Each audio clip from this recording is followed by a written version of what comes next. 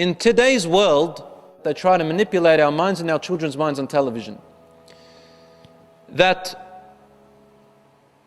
the superpowers of the world, the countries of superpower, why are they superpowers? What makes them a superpower? When you look deeply into it, what is it? It's money and weaponry and technology. Money, weaponry and technology makes you a superpower. To me, this makes you, what I understand this to be, it has nothing to do with morality. It has nothing to do with intelligence, really. It has nothing to do with knowing your purpose in life. All we have seen from this is atrocities, manipulating, splitting people into two classes, the upper and the lower, and it is a support of what we call today capitalism. Capitalism. The strong consumes the weak. The weak has no options in this world, has no opportunity. We're talking about the majority of the poor countries in the world that are consumed by these so-called superpowers. I'm not going to go into the atrocities of those so-called superpowers, of what they have done over the hundreds of years, and especially since World War I till today.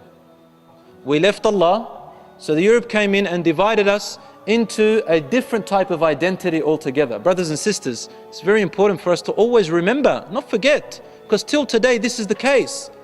This is the plan, this was the plot. It has never stopped. They're still going with their plan of they planned for this more than 100 years before that. The last leadership of Islam was the Ottoman Empire. The Ottoman Empire is not something Turkish. The Ottoman Empire was something Islamic. Islam is different to nationalism. And then they separated us, brothers and sisters. And they caused us to fight and to blame one another. Yes, there were members among the Muslims who were betrayers.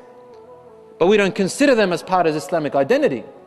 Because the Europe came in and they made them think of their nationalistic identity.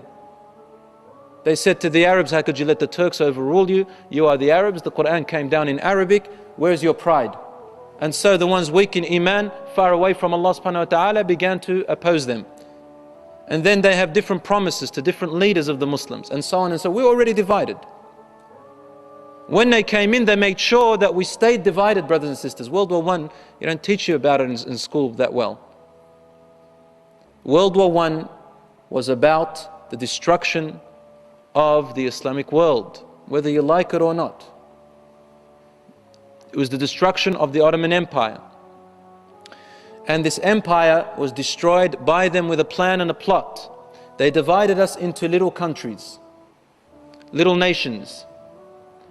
Every sheep on its own. Every sheep on its own. This is exactly opposite to the teaching of the Prophet ﷺ when he said, stick together, don't disunite, for the sheep that is away from the flock is most prone to be attacked by the wolf and consumed. This is what happened to us. And then they made us be proud of our flags.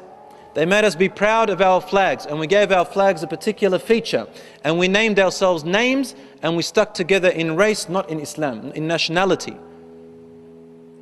So you see it over the years. When one country is hit, the neighboring Muslim country doesn't care, because it's not in the name of Islam. The neighboring Muslim country doesn't care at all. But when their own country is hit, or people representing that country are hit, carrying the citizenship of that country, then the country stands. Again, for the wrong reason too, because of nationalism. We need to break that. We need to break that in our homes. We need to teach our children. We need to break that among each other as a Muslim community wherever we are. Whether we are in Australia, whether we are in Egypt, in Lebanon, in Palestine, in America, wherever you may be. We must break this nationalistic idea in our heads and not see different colors. Bismillahir Rahmanir Rahim.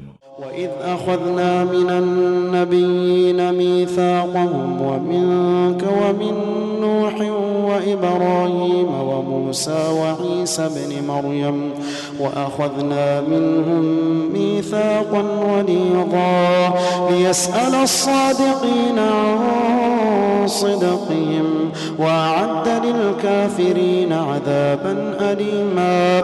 يا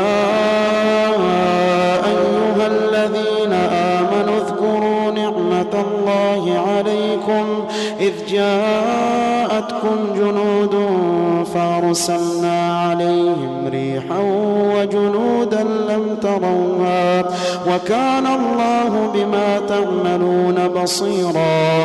إذ جاءوكم من فوقكم ومن أسفل منكم وإذ زاغت الأبصار وبلغت القلوب الحناجر وتظنون بالله الظنونا. هنالك ابتلي المؤمنون وزلزلوا زلزالا شديدا. وإذ يقول المنافقون والذين في قلوبهم مرض ما وعدنا الله ورسوله إلا غرورا. وإذ قالت طائفة منهم يا أهل يثرب لا مقام لكم فارجعوا. ويستأذن فريق منهم النبي يقولون إن بيوتنا عورة وما هي بعورة إن يريدون إلا فرارا. ولو دخلت عليهم من أقطارها ثم سئلوا الفتنة لآتوها وما تلبثوا بها إلا يسيرا. ولقد كانوا عاهدوا الله من قبل لا يولون الأدبار وكان عهد الله مسؤولا. قل لن ينفعكم الفرار إن فررتم من الموت أو القتل وإذا لا تمتعون إلا قليلا.